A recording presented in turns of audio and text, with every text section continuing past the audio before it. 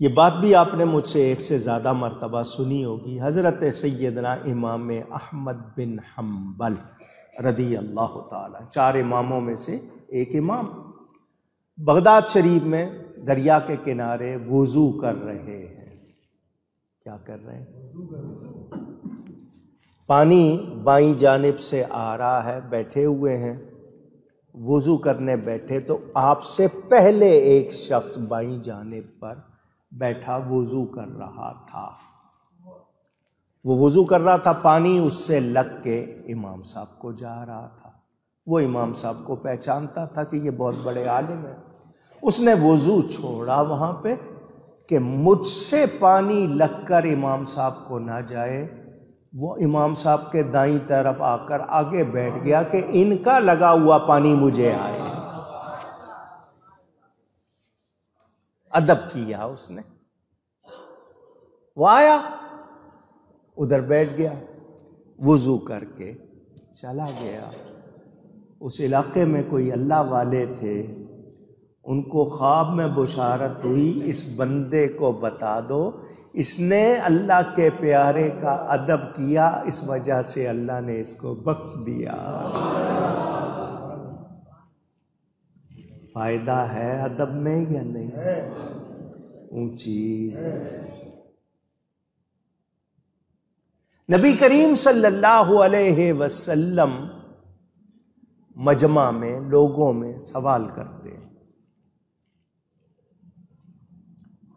حجۃ الوداع کا موقع ہے، ساری دنیا آپ کے ساتھ حج کرنے آئی ہوئی ہے، 1.25 لاکھ سے زیادہ صحابی ہیں۔ فرمایا یہ کون سی جگہ ہے؟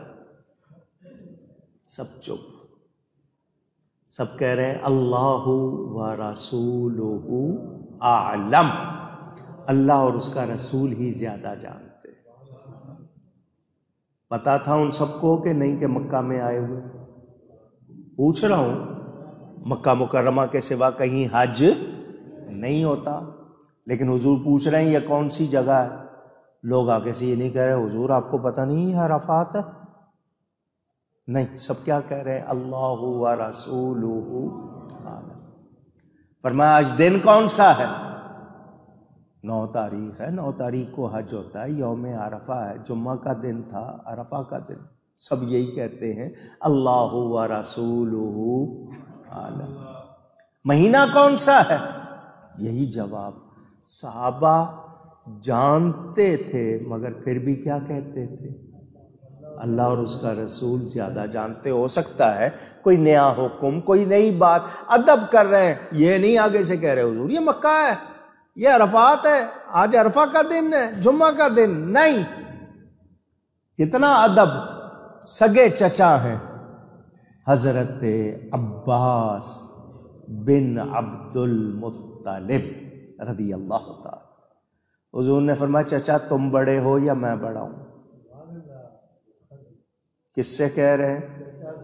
اونچی، رشتے میں چچا ہیں۔ صحابہ کے درمیان پوچھ لیا کون بڑا ہے؟ حضرت عباس آگے سے یہ نہیں کہتے کہ میں آپ کے باپ کا بھائی ہوں، چچا باپ کی جگہ ہوتا ہے، بڑا ہوں؟ نہیں۔ صحابی کا جواب سنو، انت اکبر منی، حضور مجھ سے بڑے تو آپ ہی ہیں، مجھ سے بڑے تو وَأَنَا أَسُنُّ یا رسول اللہ، گنتی میں سال میرے زیادہ ہیں، سال گنتی میں میرے زیادہ ہیں، بڑے آپ ہی ہیں۔ 2.5-3 سال ان کی عمر گنتی میں زیادہ تھی، ان کا سال میرے زیادہ ہیں، بڑے آپ ہی ہیں۔ ادب ہے یا نہیں؟ اونچی۔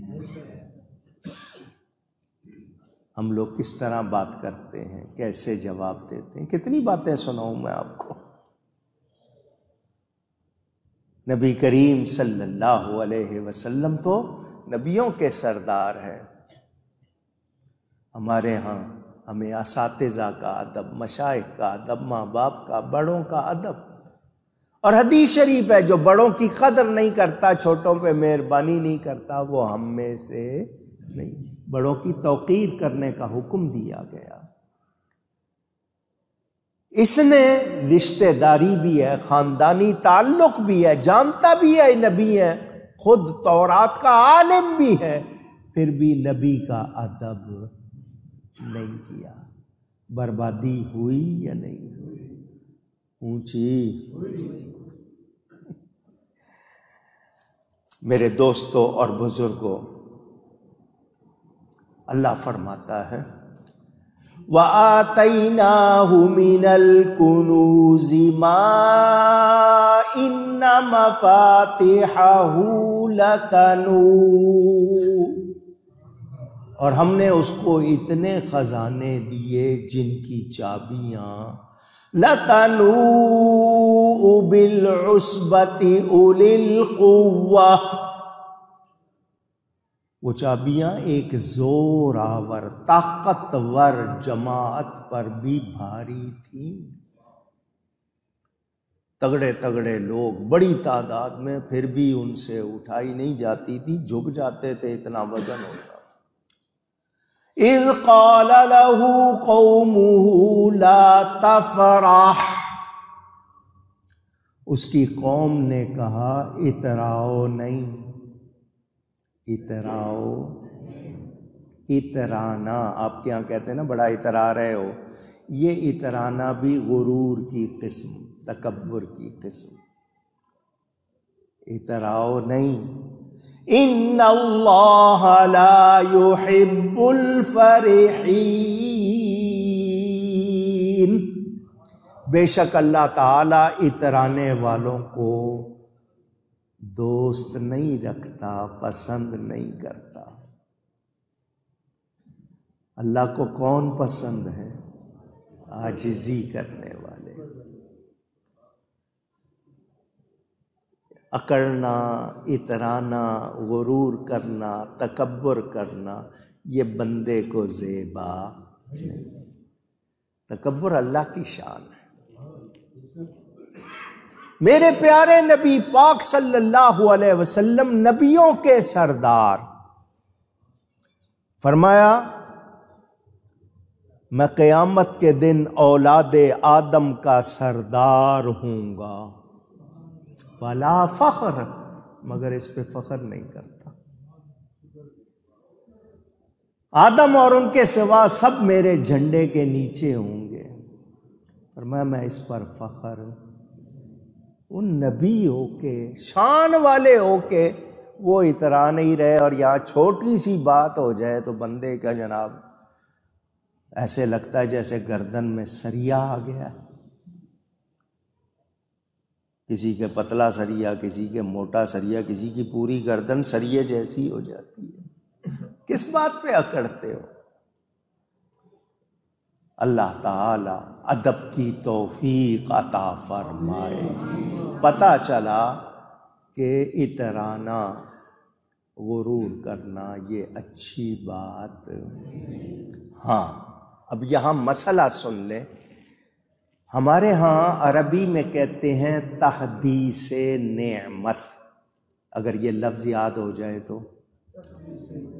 پھر کہیے گا تحدیث نعمت۔ چلے میں اردو میں آپ کو آسان کر کے بتا دیتا ہوں۔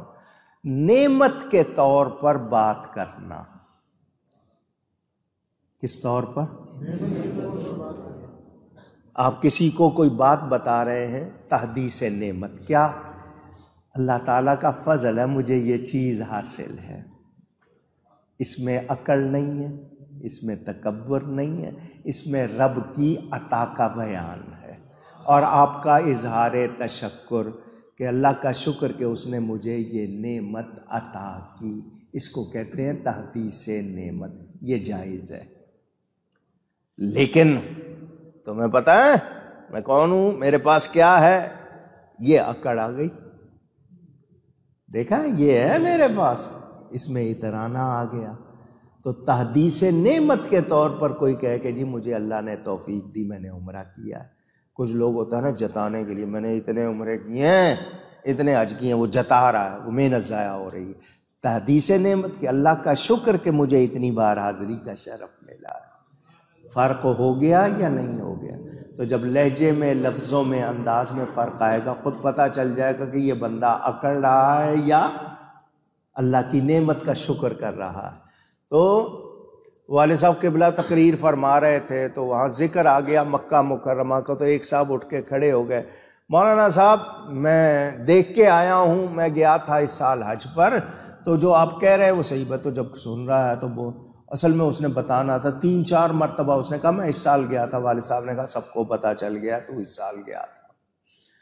اس کے بتانے کا مقصد یہ تھا۔ تو جب آپ جتاتے ہیں کسی چیز کو، آپ اپنی محنت کو ضائع کر دیتے، اور تحدیث نعمت کے طور پر ہو تو اس کو منع نہیں۔ میرے دوستوں اور بزرگوں، اس کو بطور نصیحت قوم نے، اذ قال لقومہ لا تفرح،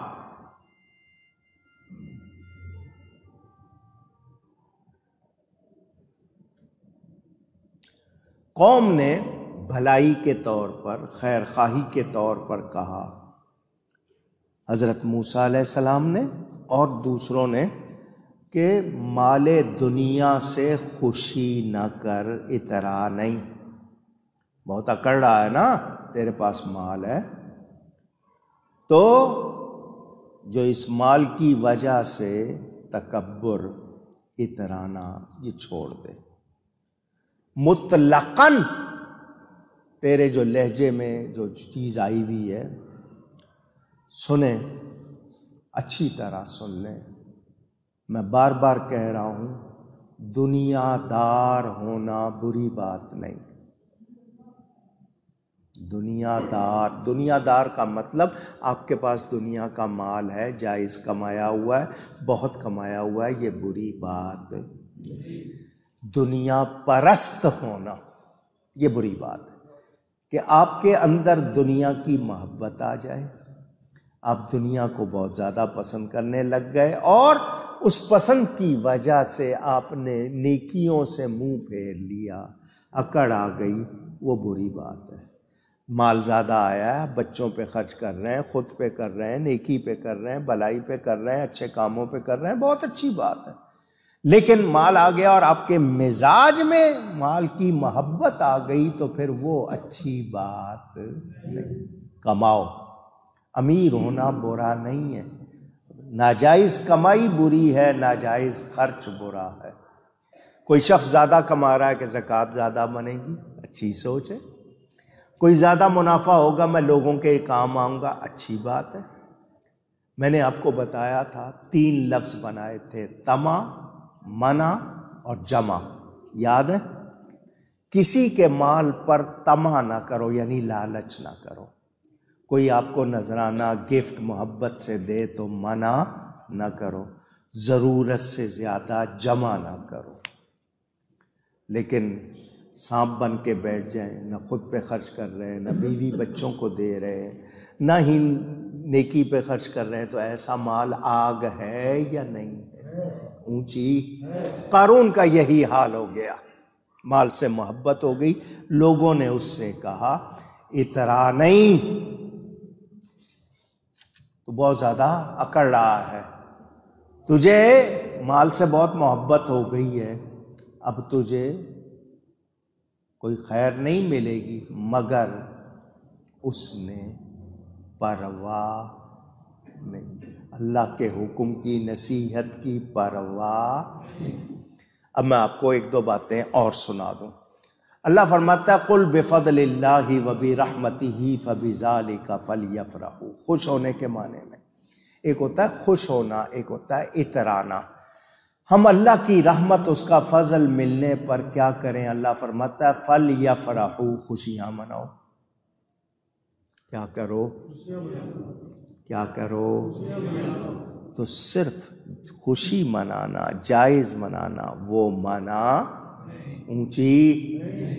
لِكَيْ لَا تَعْسُوا عَلَىٰ مَا فَاتَكُمْ وَلَا تَفْرَحُوا بِمَا آتَاكُمْ، اس لیے غم نہ کھاؤ اس پر جو ہاتھ سے جائے، اور خوش نہ ہو اس پر جو تمہیں عطا ہوا۔ یہ جو ہمارے اندر آ جاتا ہے نا، آپ نے دیکھا ہوگا ایک شخص کو کہیں 1 لاکھ روپیہ سال کے بعد نقصان ہو گیا، 10 لاکھ فائدہ ہوا تھا، اس کا ذکر کبھی نہیں کیا، اس 1 لاکھ کا ذکر بار بار کرے گا یا نہیں کرے گا؟ یہ مزاج ہو گیا۔ جہاں خوشی کرنی ہے، جائز خوشی کرنی ہے، شریعت اجازت دیتی ہے جائز خوشی کرو، مگر ناجائز نہ کرو۔ ہم کیا کرتے ہیں؟ بے قابو ہو جاتے ہیں۔ کس طرح ہوتے ہیں؟ آپ نے دیکھا ہوگا بعض لوگوں کے ہاں شادیاں ہوتی ہیں، اربوں روپے خرچ کرتے ہیں۔ ابھی تازہ ایک شادی ہوئی ہے، کتنا ڈنڈورا پٹا اس کا، سنا ہوگا آپ نے۔ تو اب فضول خرچی اور اس طرح اترانا اللہ کو پسند۔ اگر آپ لوگوں نے ٹیلی فون بجانے ہیں، میں تقریر بند کر دیتا ہوں۔ آپ لوگوں کو 1000 مرتبہ کہا ہے مسجد میں آنے سے پہلے اپنے فون سائلنٹ کیا کریں، مگر آپ کو مسجدوں میں آ کے بجانے کا شوق ہے۔ آپ اپنے اوپر کتنے گناہ لیتے ہیں آپ کو اس کا اندازہ نہیں۔ کسی کو 1 مرتبہ پتہ چل جائے کہ یہاں موسیقی بجانے کا گناہ کتنا ہے، آپ اپنا فون توڑ دیں گے۔ اب دیکھیں بجا رہے ہیں، بند کرنے کی بھی آواز رکھی ہوئی ہے، پہلے اس کو سائلنٹ کرو۔ نہیں، اللہ سے ڈرو۔ میں آپ لوگوں کی بہتری کے لیے آپ کو کہتا ہوں، اور آپ لوگ سمجھتے ہو شاید میں کو آپ سے غصے میں کہہ رہا ہوں، میں آپ کو بچانے کے لیے کہہ رہا ہوں۔ میں نے آپ کو بتایا تھا مسجد میں وہ گھڑی لگانے کی اجازت نہیں جس کے گھنٹے کی آواز ہو۔ مسجد میں غیر ضروری بات کرنا، کون سی بات؟ 40 سال کی عبادت ضائع کر دیتی ہے۔ ایک روایت میں 100 سال کا ذکر ہے، اور آپ یہ جو گھنٹی بجا رہے ہو اپنی محنتیں برباد کر رہے ہو۔ خدا کے لیے احتیاط کیا کرو۔ درود شریف پڑھ لیں مرتبہ اللہم صلی علی سیدنا محمد۔